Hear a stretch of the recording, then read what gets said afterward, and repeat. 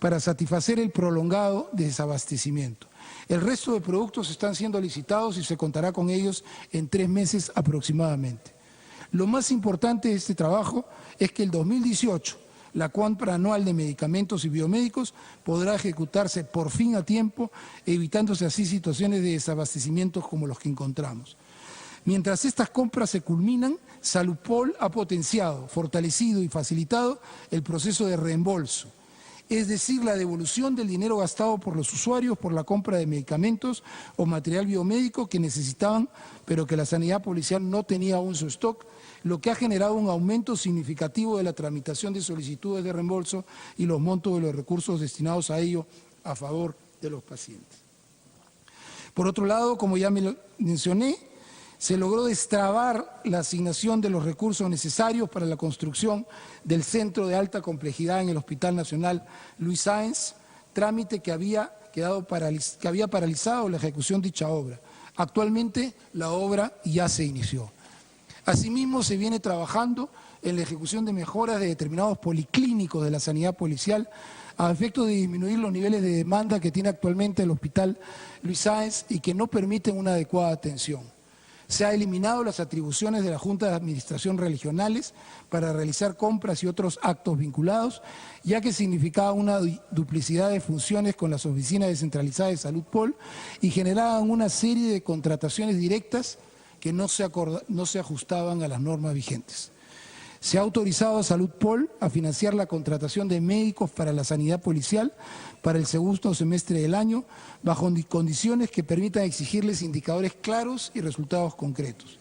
Se está trabajando en la compra por reposición de equipamiento médico por un monto aproximado de 50 millones de soles, habiéndose identificado y priorizado los bienes a adquirir.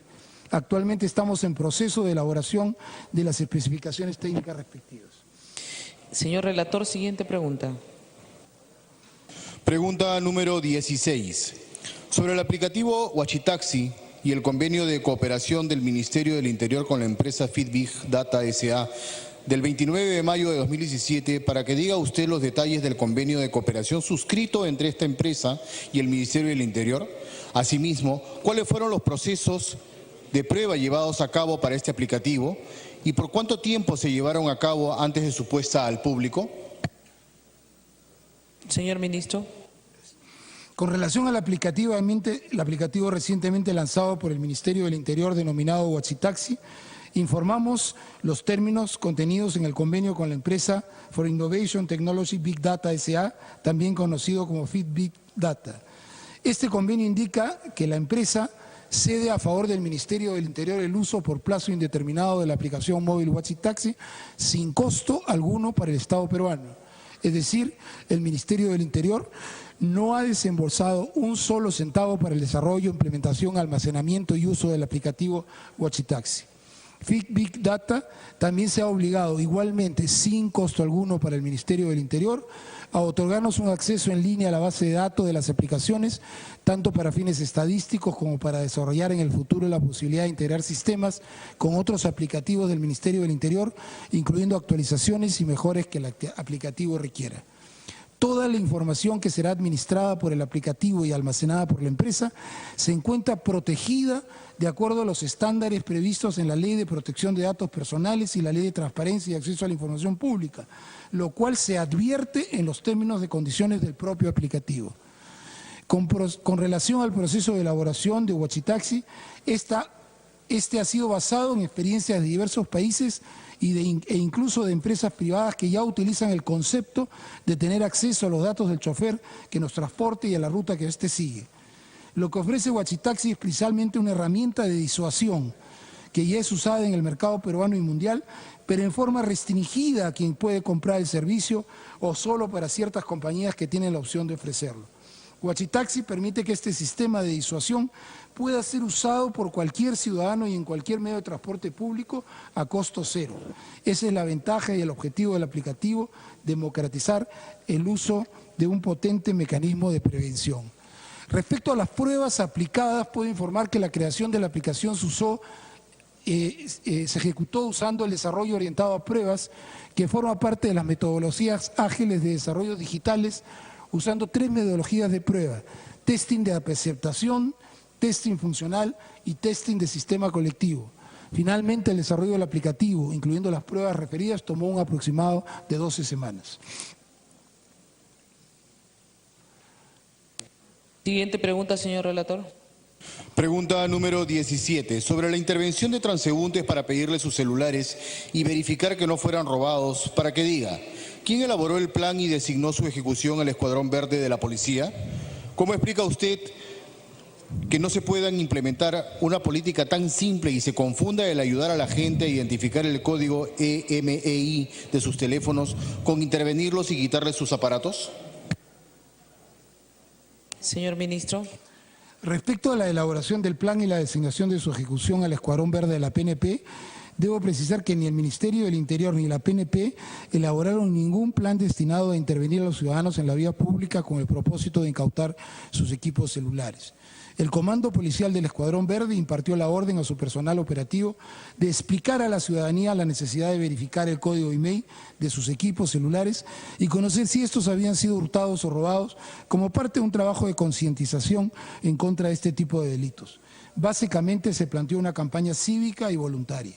Lamentablemente hubo por parte de algunos efectivos, como ya declaré antes, un exceso de entusiasmo. Fui informado de que algunos efectivos fueron imperativos al momento de acercarse a los ciudadanos.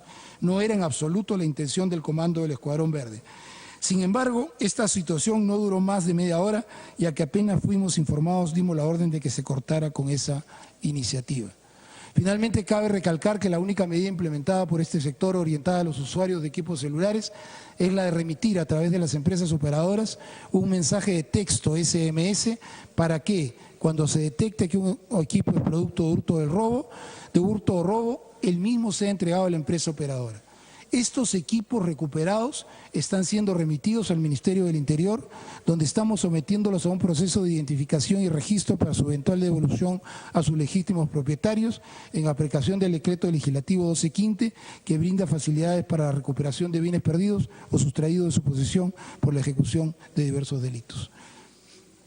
Siguiente pregunta, señor relator. Pregunta número 18. En el proceso de renovación por cuadros de 2016, usted firmó la resolución ministerial 1130-2016 Interior del 21 de noviembre de 2016, en la que agradece los servicios prestados a la nación del mayor PNP Edwin Wilde Estrella Chávez, paréntesis, 516 de la lista, paréntesis, quien había sido detenido y encarcelado en Huancayo desde agosto de 2011 en flagrancia por el tráfico ilícito de drogas. Existiendo otros casos de igual situación, para que diga usted, ¿es una política de este gobierno aceptar la renuncia y agradecer a malos funcionarios, tal como se hizo con Carlos Moreno, Eufrosina Santamaría, Juan Carlos González Hidalgo, María Mercedes Ferruzo Vallejos y otros? Señor ministro. No, no es una política del gobierno la que se menciona. En el caso particular del mayor PNP, Edwin Wilde Estrella Chávez, el pase a la situación de retiro por la causal de renovación de cuadros de manera excepcional fue en aplicación del decreto legislativo 1149, Ley de Carrera y Situación Personal de la Policía Nacional del Perú, y sus modificatorias señalan que este tipo de renovación es promovida por el Comando Institucional de la PNP. En el caso concreto del mayor PNP Edwin Wilde Estrella Chávez, él estuvo detenido en el penal de Huancamarca, Chico, Huancayo, Junín, desde agosto del 2011 por el delito de tráfico ilícito de drogas hasta el 25 de noviembre del 2013, cuando la segunda sala penal de la Corte Superior de Justicia ordenó su inmediata excarcelación para continuar el proceso penal en libertad con mandato de comparecencia. En tal virtud y en virtud del mandato judicial mencionado, el mayor PNP Edwin Wilde Estrella, desde inicios del 2014, retornó a sus labores policiales, pero el proceso penal en su contra continuó. En la segunda mitad del 16, la Dirección de Recursos Humanos evaluó el perfil profesional de este oficial, remitiéndole al Consejo de Calificación, el mismo que con fecha 17 de noviembre del 2016, con la información que tenía a mano en ese momento, resolvió pasar al citado oficial a la situación policial de retiro por la causal de renovación de cuadros de manera excepcional en función a su proyección institucional, aptitud para el servicio policial, trayectoria profesional, pertenencia institucional, desempeño policial y a las necesidades institucionales. En paralelo a este acuerdo del Consejo de Calificación llega la sentencia definitiva en contra del referido mayor. por lo que evidentemente existió un descalce en la información. Si la Dirección de Recursos Humanos o el Consejo de Calificación hubiese tenido la información sobre la sentencia definitiva contra el mayor PNP, su baja hubiese sido por sentencia judicial condenatoria. Sin perjuicio de lo dicho, independiente de la situación jurídica del oficial, la resolución ministerial se expidió conforme al texto proyectado por la Policía Nacional para cualquier efectivo que pasa a la situación de actividad al retiro y, lo más importante, se realizó como parte de un procedimiento estándar, regular y programado de renovación de cuadros dentro de la Policía Nacional conforme a la normativa vigente, lo que implica que por el volumen de información sea difícil en algunos casos hacer distinciones como la que evidencia legítimamente la pregunta formulada. Siguiente pregunta. Pregunta número 19. ¿Cómo explica que el ex suboficial Policía Nacional del Perú, Carlos Eduardo Tumes López, tuviera un examen psicológico de la sanidad de la Policía Nacional del Perú donde se le diagnosticara como un, comillas, inmaduro psicosexual, comillas, en 2016 y siguiera a cargo de la Oficina de Participación Ciudadana de la Policía Nacional del Perú en Huánuco? Explique usted por qué dicho examen no fue tomado en cuenta por su sector en las rotaciones del personal. Señor Ministro. Gracias. Este caso es para nosotros especialmente relevante porque cualquier afectación a menores de edad resulta doblemente grave y más si se encuentra involucrado personal policial que más bien debería ser el encargado de velar por el cumplimiento de la ley y la protección de los menores. En ese sentido, nosotros hemos puesto toda la atención posible en este caso, pues buscamos no solamente una sanción importante y ejemplar para el culpable, sino también implementar cualquier correctivo que permita en el futuro prevenir que esto vuelva a suceder. En el caso particular debemos informar que este caso se inicia por una denuncia efectuada ante la Inspectoría Descentralizada de Huánuco de la Policía Nacional del Perú por la presunta comisión del delito contra la libertad sexual en la modalidad de pornografía infantil. Este órgano, con el Departamento de Investigación Criminal de Huánuco, iniciaron las diligencias respectivas bajo la conducción del representante del Ministerio Público de la Segunda Fiscalía Prevencial Penal Corporativa Huánuco, Grace Pérez Terraz.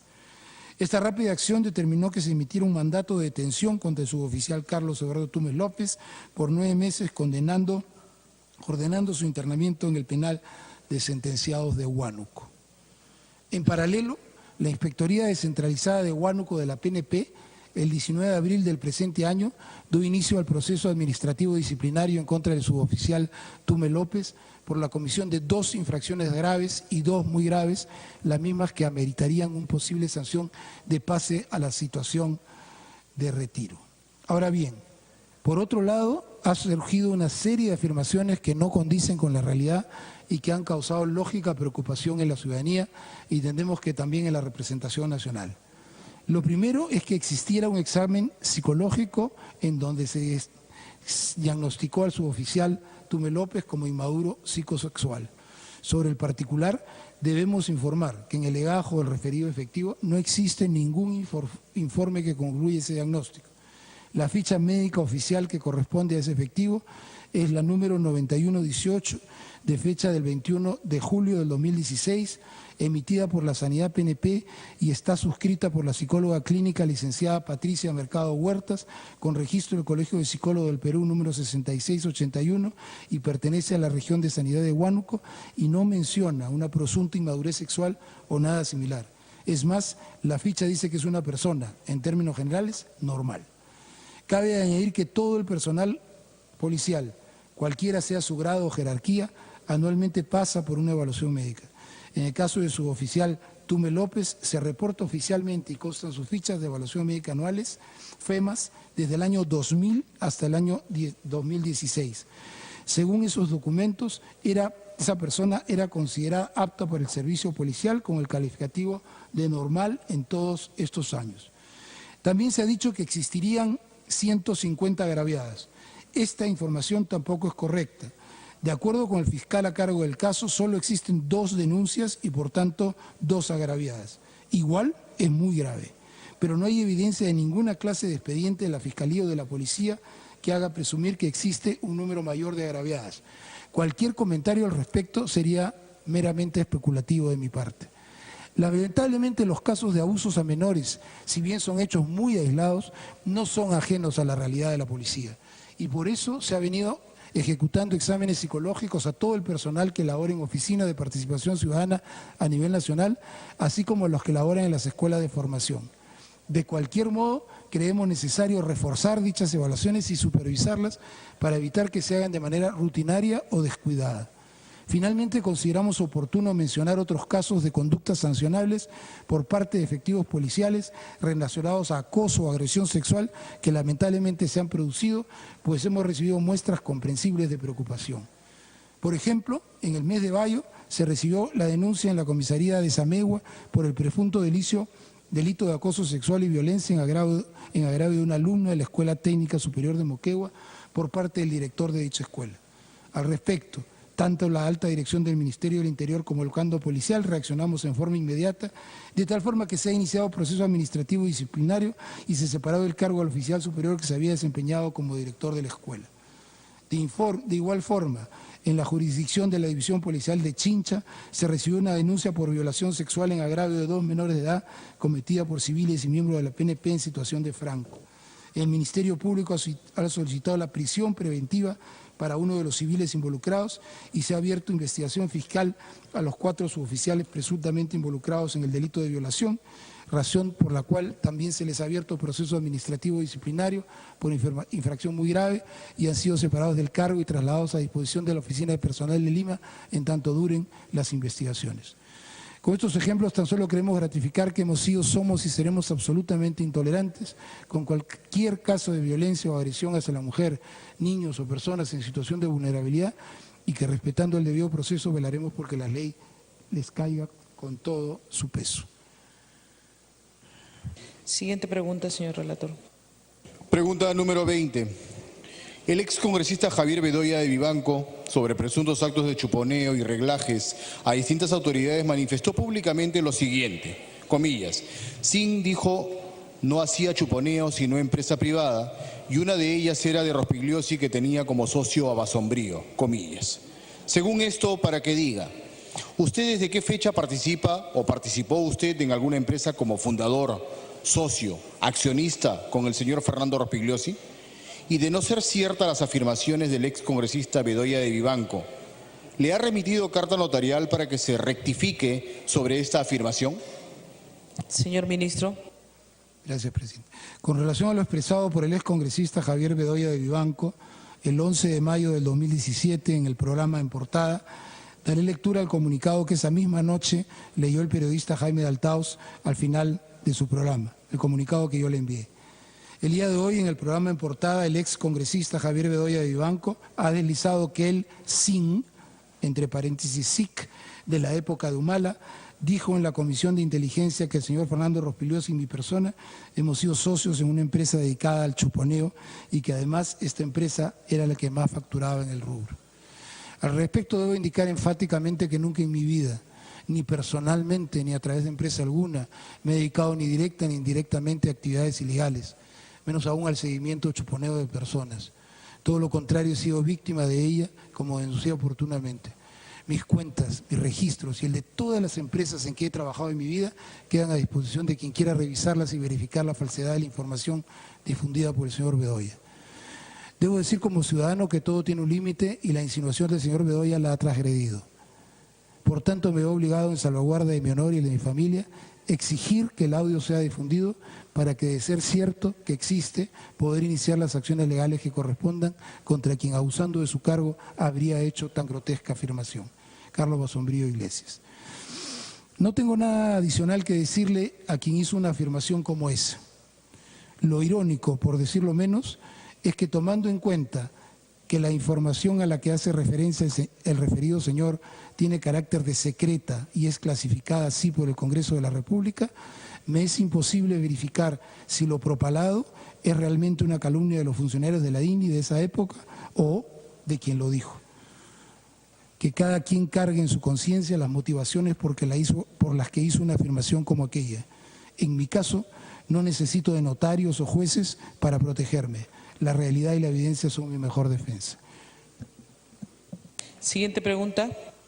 Pregunta número 21. El 16 de febrero de 2017, un medio de comunicación publicó un documento del Digimin que revela información sobre el asesor principal del Ministerio del Interior, Daniel Vera Miller, en el sentido que dicho funcionario ha sido identificado como dirigente del Partido Comunista Patria Roja, Vanguardia Revolucionaria. Luego usted declaró que no es correcta la afirmación respecto a esta persona. Para que diga entonces, ¿cuáles son los motivos y fundamentos por los que no le otorga credibilidad a la información del Digimin?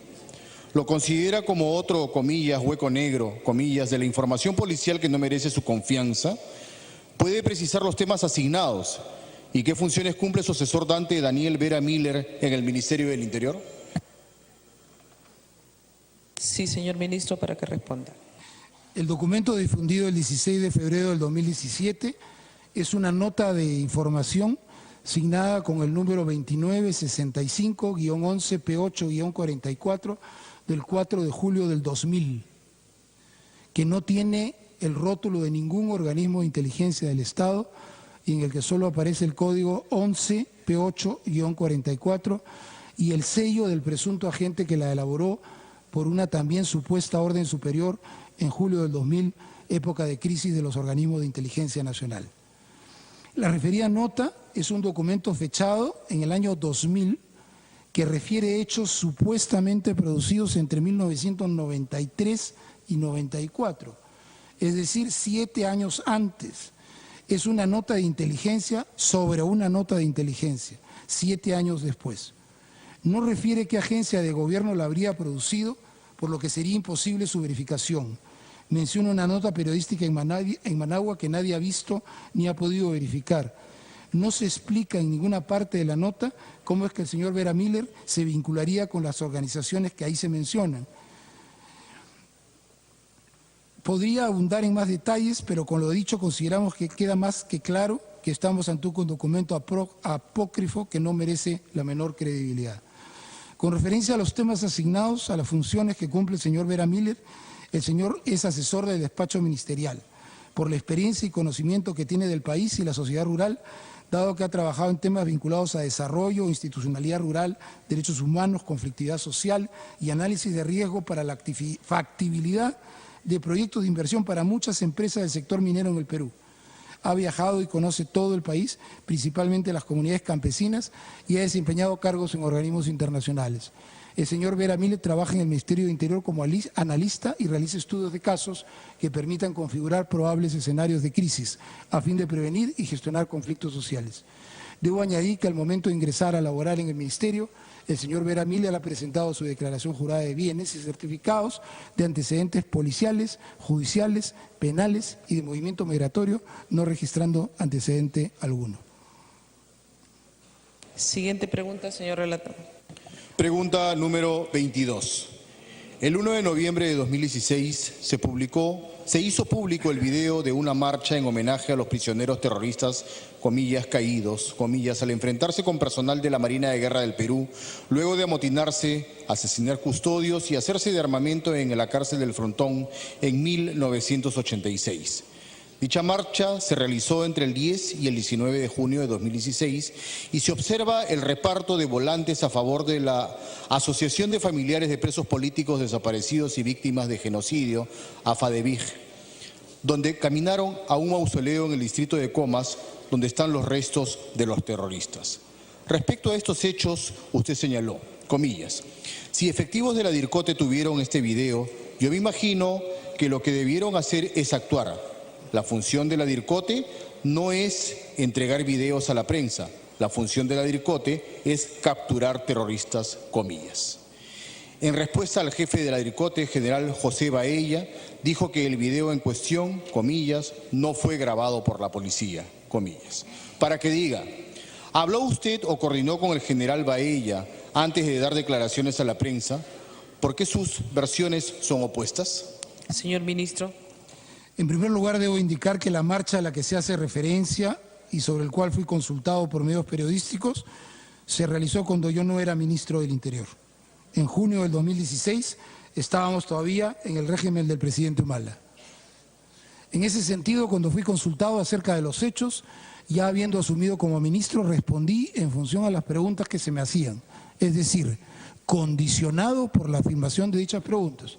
Yo no estaba dando cuenta de un acto o operación ejecutado por órdenes mías o coordinado conmigo, ni informado a la ciudadanía sobre un determinado accionar policial. El cuestionamiento era si la policía, habiendo tenido estos videos, no tendría que haber actuado. En tal sentido, basado en la pregunta, respondí en condicional. Es decir, si la policía hubiese tenido en sus manos ese video, pues debió actuar. No podía responder de otra manera en ese momento, pues como comprenderán, yo no tengo en la memoria todos los detalles de todas las operaciones que la policía ejecuta y menos aún los detalles de aquellas acciones ejecutadas cuando yo no era ministro del Interior. En ese sentido estoy en condiciones de afirmar lo mismo que dije ese día. La policía no puede mantenerse pasiva en caso vea expresiones o manifestaciones de terroristas o simpatizantes de terroristas. Esa es la expresión de una línea de pensamiento, de una actitud o pauta de acción que, como máxima autoridad del sector interior, puedo permitirme de expresar. Entonces debo decir que no existen versiones opuestas con el general José Bahía Malca. Por el contrario, yo marqué una pauta de acción en un escenario hipotético por las preguntas generadas por las preguntas que me hicieron. Y el general Bahía confirmó que la policía no contravino dicha pauta de acción, pues no se tenían estos videos y ellos no los habían filmado. Puedo garantizar que las diversas actividades o acciones que ejecutan los movimientos subversivos o movimientos afines a ellos, cualesquiera sean sus presentaciones y fachadas, son materia de investigación por parte de las unidades especializadas de la Policía Nacional del Perú, en especial por la División contra el Terrorismo de IRCOT. La Policía Nacional no está teniendo una actitud pasiva, sino todo lo contrario, y lo digo con satisfacción. Siguiente pregunta, señor relator. Pregunta número 23. Sobre las marchas del Movadef, para que diga usted, ¿por qué dentro de los 33 decretos legislativos que expidió el gobierno relacionado a su sector y la seguridad ciudadana, no se legisló sobre terrorismo y apología, a pesar de tener las facultades delegadas? Señor ministro. Con relación a las razones que motivaron la no inclusión de una modificación a normas sobre apología al terrorismo en el paquete de facultades delegadas otorgadas al Ejecutivo, debo indicar que este tema fue materia de análisis en dicha oportunidad, concluyéndose que el proyecto de ley del congresista Octavio Salazar Miranda y otros presentados en esos días por los congresistas Tubino Arias Schreiber, León Romero y del Águila Herrera, y complementados recientemente por un proyecto presentado por el congresista Miyashiro Arashiro, cubrían extensamente los objetivos requeridos para una legislación adecuada. Esto, en efecto, fue así, pues el 15 de junio último se aprobó un proyecto de ley que modifica el artículo 316 del Código Penal sobre delito de apología e incorpora el artículo 316A referido específicamente al delito de apología del terrorismo y hace un mejor y claro desarrollo del mismo. Consideramos, pues, que la norma aprobada por el Congreso de la República contribuirá a aclarar la intervención policial, especialmente en casos de flagrancia. Siguiente pregunta, señor relator. Pregunta número 24. En la sesión del 3 de mayo de la Comisión de Defensa Nacional, usted calificó que estos grupos proterroristas, comillas, afortunadamente cada vez son más repudiados en el exterior, comillas. Para que diga, ¿cómo explica entonces que el Movadef puede realizar marchas en Argentina y Chile? Señor ministro. Sobre esta pregunta, en primer término, debo precisar que cuando indiqué que afortunadamente cada vez son más repudiados en el exterior, me refería a que hoy en día existe en forma accesible para todos y en cualquier parte del mundo más información sobre lo que significó Sendero Luminoso y el MRTA en el Perú. Lamentablemente, años atrás, muchos pretendieron confundir a la opinión pública, calificando a estos grupos como movimientos políticos o similares, cuando en el Perú todos sabemos que fueron organizaciones criminales que hicieron mucho daño a nuestra sociedad, que asesinaron gente inocente, mataron a policías y miembros de las Fuerzas Armadas, dañaron propiedad privada y pública y en general causaron zozobra durante años en nuestro país. Nosotros también sabemos que la amenaza no ha desaparecido y que debemos estar en constante alerta para desarticular a los grupos que siguen esa línea de pensamiento y que agazapados bajo fachadas de legalidad pretenden revivir esas épocas de terror.